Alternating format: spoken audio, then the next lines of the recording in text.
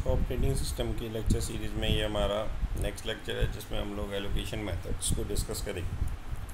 Operating system में 3 type के allocation method use किए जाते हैं। इसमें पहला होता है कंटिग्यूस, दूसरा लिंक्ड, तीसरा इंडेक्स एलोकेशन।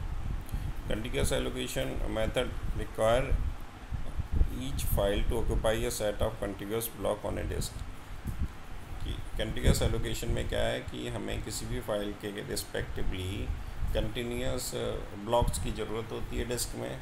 उन्हीं को हम कंटिन्यूसली, अगर हमें उतने ब्लॉक्स मिल जाते हैं जितना फ़ाइल का साइज़ है, तब हम स्पेस को एलोकेट कर देते हैं।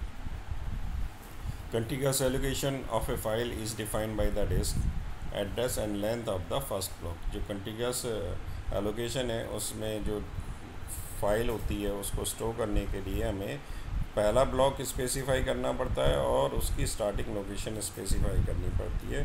जैसे कि ये है कि काउंट नाम का हमने एक फ़ाइल है जिसको 2 बाइट स्टोर कराने हैं और स्टार्टिंग एड्रेस 0 की हमने 2 कंटिग्यूस एलोकेशन हमें यहाँ मिल गया 0 1, तो हमने काउंट वाली फ़ाइल को 0 1 एलोकेट कर दिया।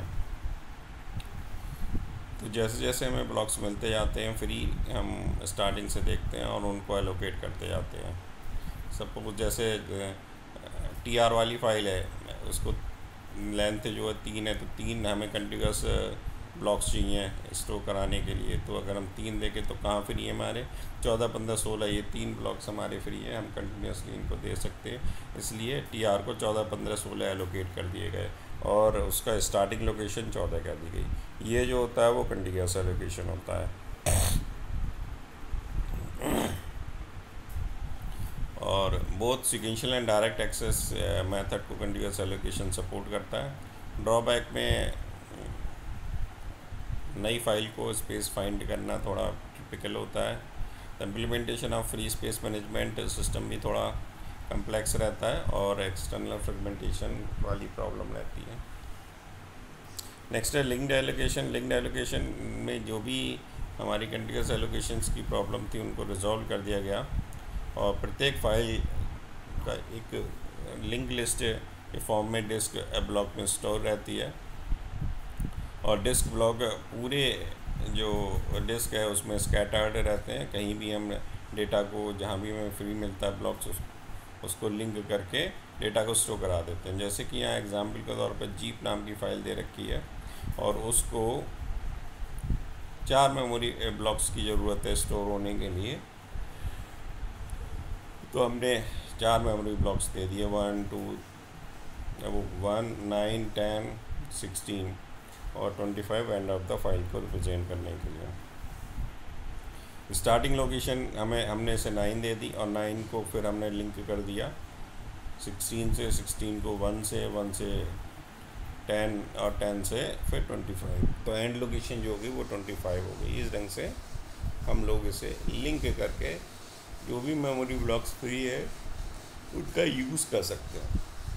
इसकी मेजर प्रॉब्लम क्या है कि effectively can be use effectively only the sequential access method को ही यूज़ कर सकता है ये। Linked allocation space is required for the pointer की, क्योंकि हमें पॉइंटर बनाना पड़ता है इसलिए पॉइंटर के लिए भी इसमें स्पेस की रिक्वायरमेंट रहती है। और लिंक्ड एलोकेशन में थोड़ा इशू रहता है रिलेबिलिटी का। नेक्स्ट है इंडेक्स एलोकेशन। लिंक्ड एलोकेशन की जो भी प्रॉब्लम्स थी उसमें मेनली जो थी एक्सटर्नल फ्रेगमेंटेशन था और साइज डिक्लेरेशन प्रॉब्लम थी, और कंटिग्यूस एलोकेशन की जो प्रॉब्लम थी उनको भी रिमूव किया गया। लेकिन absence of the fat file allocation जो सिस्टम होता है, अगर वो उसका अब्सेंस रहता है तो linked allocation can not support the efficient direct access की। डायरेक्ट एक्सेस को एफिशिएंटली सपोर्ट नहीं करता है, क्योंकि जो पॉइंटर है वो blocks are scattered with a block themselves over on the disk.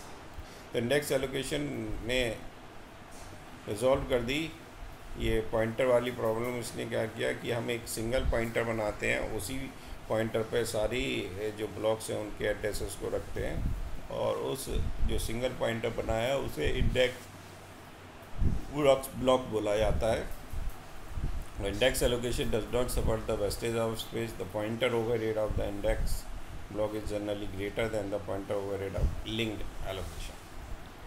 तो यहाँ पे जीत नाम की फ़ाइल थी, हमने एक इंडेक्स ब्लॉक 19 बना दिया और उसके रिस्पेक्टिवली सारे 19 में हमने रेफरेंस दे दिए कौन कौन से ब्लॉक्स में डेटा स्टोर है।